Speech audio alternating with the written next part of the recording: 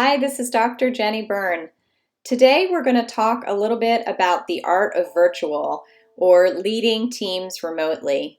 Today I want to take a few minutes and just talk about effective team communication. So if you're working from home and leading remotely, and I know many people are doing this for the first time, it's really important to think about the cadence and type of communication you're going to have with your team.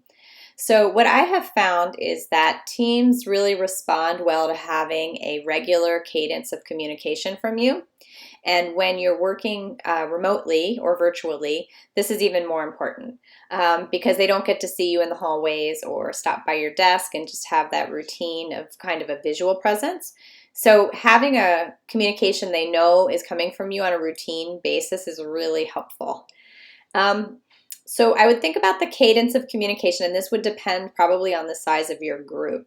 If you have a really large group, you're probably going to want to do a variety of cadences. So you might want to have a monthly cadence for your whole big group.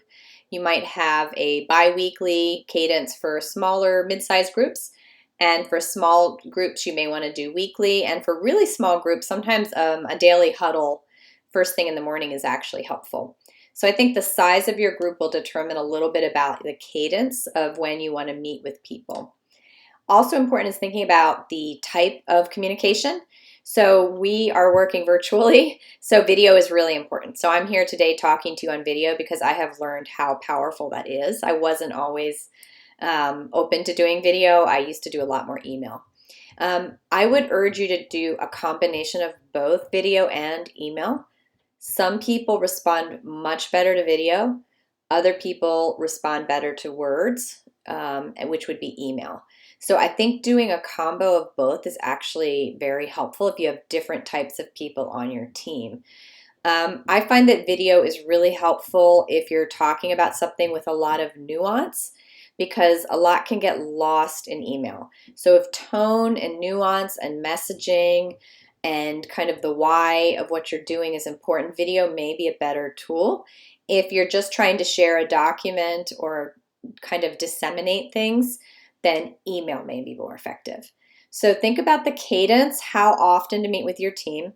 Think about how to meet with your team, and I would suggest mixing it up.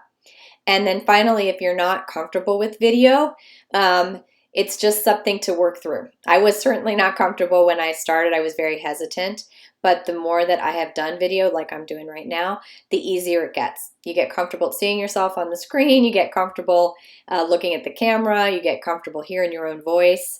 It really just gets easier and easier. And I have to say, now that I'm used to it, it's actually quicker for me to do a video sometimes than write emails. So it actually sometimes is a time saver too. So I hope this was helpful. I'm going to have 2 more videos coming later on the art of virtual, so stay tuned. Thanks and bye-bye.